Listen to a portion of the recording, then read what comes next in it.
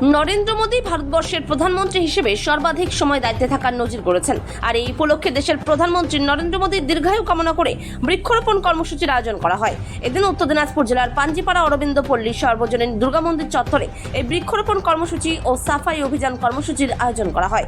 এদিনের এই কর্মসূচিতে উপস্থিত ছিলেন রায়গঞ্জের সাংসদ কার্তিক চন্দ্র পাল, জেলা সভাপতি নিমাই কবিরাজ, সরজিৎ বিশ্বাস, গোয়ালপুকুর বিধানসভার বিজেপি প্রার্থী সহ অন্যান্য নেতাকর্মীরা। Bureau report, big news Bangla. ভারতবর্ষে যশস্বী প্রধানমন্ত্রী, তার সুশাসনের 12 বছর এবং তার সাথে সাথে নরেন্দ্র মোদীজি একটা রেকর্ড গড়লেন ভারতবর্ষে। একটানা তিনি এতদিন একবারে ক্ষমতায় থাকলেন। তার জন্য আমাদের দলের নির্দেশে আমরা বিভিন্ন মন্দিরে মন্দিরে গিয়ে আমাদের প্রধানমন্ত্রীর যেমন আমরা সুস্বাস্থ্য কামনা করছি, দীর্ঘায়ু কামনা করছি, তার নেতৃত্বে দেশ যেন আরও এগিয়ে যায় সেটা যেমন ঠাকুরের কাছে প্রার্থনা করছি। এবং আমাদের মোদীজির নির্দেশে মোদীজি বলেছেন যে একটি গাছ আমরা মায়ের নামে লাগাবো।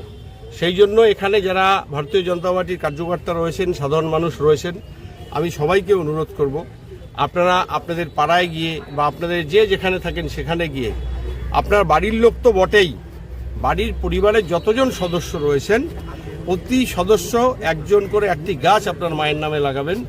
ঠিক তেমনি তার সাথে সাথে আমাদের পাড়া মহল্লায় যতজন লোক থাকবে তাদেরকেও আমরা অনুরোধ করব একটি গাছ মায়ের নামে লাগাতে।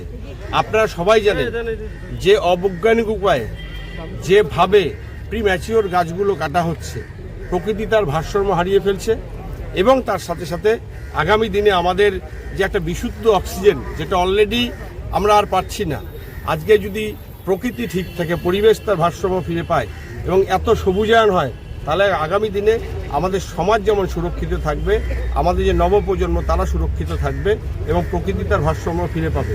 আমি তাই অনুরোধ করব সবাইকে যে আপনারা একটি গাছ আপনাদের মায়ের নামে লাগাবেন। এটা আমাদের নরেন্দ্র মোদীর নির্দেশে এবং তার সাথে সাথে আমরা যেভাবে আজকে পশ্চিমবঙ্গে ডবল ইঞ্জিন সরকার হচ্ছে, আগামী 15, 16, 17 আমাদের সরকার, কেন্দ্র সরকারের যে সমস্ত সুবিধা এবং রাজ্য সরকারের যে সমস্ত সুবিধা, বিভিন্ন শিবির হচ্ছে সরকারিভাবে, বিডিও অফিস থেকে শুরু করে অন্যান্য জায়গায়, পৌরসভায় বিভিন্ন জায়গায়, সেখানে আপনারা দায়িত্ব নিয়ে সরকারের যে সমস্ত সুবিধা থেকে মানুষ বঞ্চিত হচ্ছে বা আগামী দিনে কি কি সুবিধা আপনারা পেতে চলেছেন, বা আমাদের নতুন সরকার আসার পরে একদিকে যেমন আমাদের অন্নপূর্ণা যোজনা, ঠিক তেমনি আমাদের আয়ুষ্মান ভারত এবং তার সাথে সাথে প্রধানমন্ত্রী আবাস যোজনা, তার নির্দিষ্ট যেভাবে ফর্ম ফিল আপ পূরণ করতে হবে। আগামী দিন যে সচেতনতা শিবির রয়েছে 15, 16, 17, সেখানে আপনারা সাধারণ মানুষকে বলবেন, প্রশাসন থেকেও মাইকিং করা হচ্ছে, সমস্ত মানুষ যেন পায় আমাদের ডবল ইঞ্জিন সরকারের লাভ সুবিধা এবং কেন্দ্র সরকারের আমরা কি কি প্রকল্প পেতে পারি যেটা এতদিন আমরা বঞ্চিত ছিলাম। আমি সবাইকে অনুরোধ করব আপনারা প্রতিটি বুথে গিয়ে মানুষকে বলুন সেই ক্যাম্পে আসতে এবং তার নির্দিষ্ট ফর্ম ফিল আপ করতে, যাতে আমাদের ডবল ইঞ্জিন সরকারের সুবিধা মানুষ পায়।